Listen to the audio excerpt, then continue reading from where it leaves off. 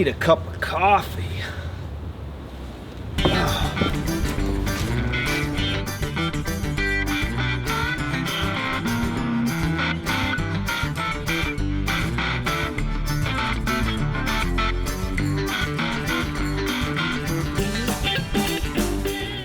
If there's one thing that I look forward to each and every single morning, it's a good cup of coffee. And today's cup of coffee is going to be brewed using the pour-over method.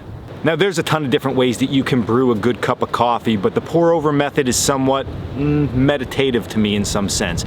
It takes a little bit of measuring, a little bit of calculation, and a little bit of patience to get that perfect brew. But once you're done all of that and you're relaxed and you smell the aromas and you end up with that perfect cup of coffee, it's worth it every single morning. And just like anything else, a good cup of pour-over coffee requires some equipment. So this style method is not going to be something that you're going to take on a trail. It's going to be something that you use when you're at a stationary location. So if you're at a cabin or a yurt or wall tent, even if you're car camping, this is a great technique for somebody looking for that perfect cup of coffee. Now the most important part of a good pour-over coffee is the coffee itself. I personally found a local roaster who roasts beans fresh, so I get them from him all the time. Next, we're gonna need our Chemex coffee filter. Sort of looks like a scientific project because it is. A scale with a timer, always a good idea. A drip kettle for your water. This is gonna give you the perfect pour. A grinder, because we always wanna grind our beans fresh. We don't want that ground stuff. And last but not least, a cup to enjoy our cup of joe in.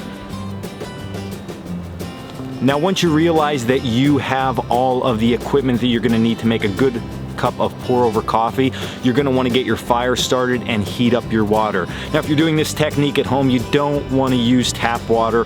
That's like putting bad fuel in a Ferrari. We want to use the best water we can. Lucky for us, we have a natural spring about 50 yards that way.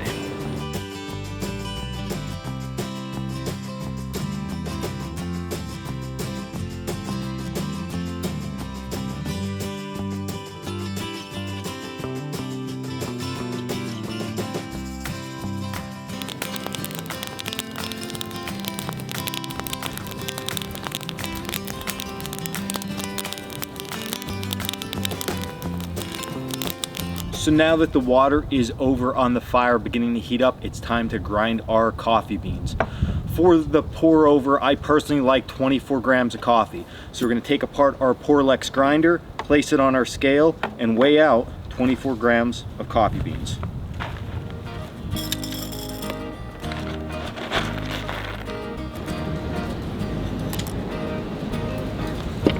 Now the nice part of this Porlex grinder is that we can just throw all our 24 grams of beans in the top grinding section, put the handle on, hang out, talk to everybody, or not talk to everybody, and grind our coffee beans.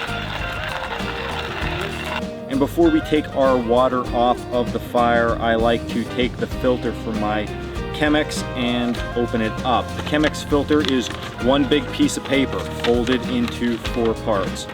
So once it's folded, you're going to take 3 of the ends and keep them to one side, 1 of the single ends to the other side, open it up, and then I put a very light crease down each side to make a half square shape, and then I drop that into my Chemex. Now that our water has reached a boil, I'm going to pre-wet our filter.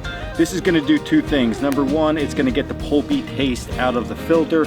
It's also going to warm up our Chemex container.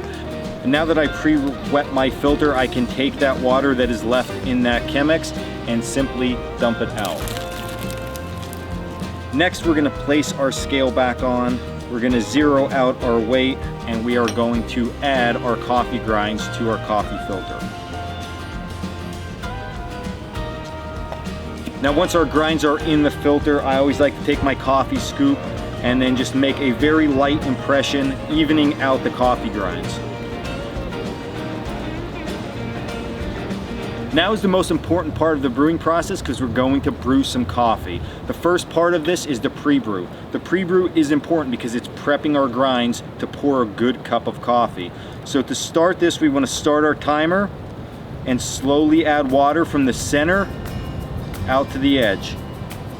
You only want to add 60 to 80 grams of water for this. We're only trying to get the grinds wet at this point. During this time, we're gonna give it anywhere from 20 to 30 seconds of pre-brew. This will be ample time for the grinds to get wet and totally saturated.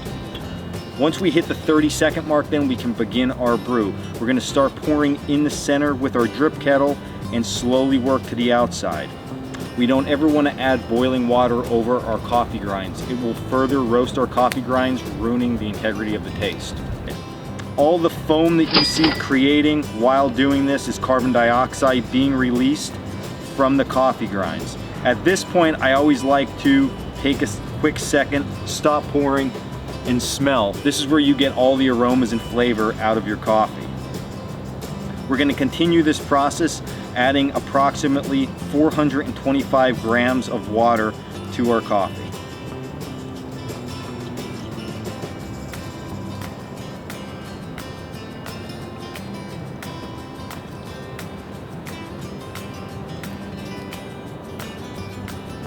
At this point now, it's just a waiting game. We're waiting for our water to work itself through our coffee grinds. Now, ideal brew time is anywhere between 3 minutes and 3 minutes and 30 seconds. If your water passes through your grinds quicker than that, you need to make your grinds finer next time. If your water takes longer than 3 minutes and 30 seconds to pass through all of your grinds, then your grinds were too fine. You need to make them a little bit coarser. This just takes a little bit of time and a couple cups of coffee to get this dialed in. And this is exactly what we're looking for. We're looking for the grinds to have a funnel shape down to the base of the filter. If the grinds are falling over, you did something wrong during the process. And that's it. All of our water has now passed through. We can take our filter and discard this off to the side. I always like to aerate my coffee a little bit, grab my cup, and give it a quick pour. Now, we're gonna have the world's greatest cup of coffee. And this, my fellow outdoorsmen, is the perfect cup of coffee. The most technical cup of coffee, but the most perfect cup of coffee. You're gonna extract the best flavors and best taste out of this. It's almost a shame if you add anything else to this. You wanna definitely drink this coffee black.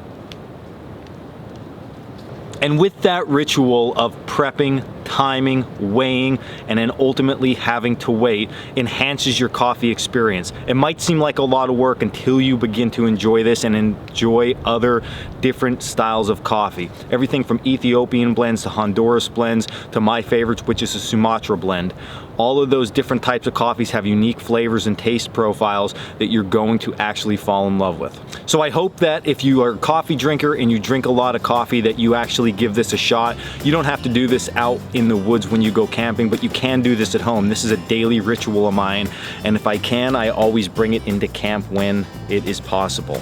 So if you have any questions, please leave them in the comments below. Again, world's greatest cup of coffee right here. So this was Dan Wallach with Coalcracker Bushcraft. As always, stay in the woods and make a good cup of coffee for yourself.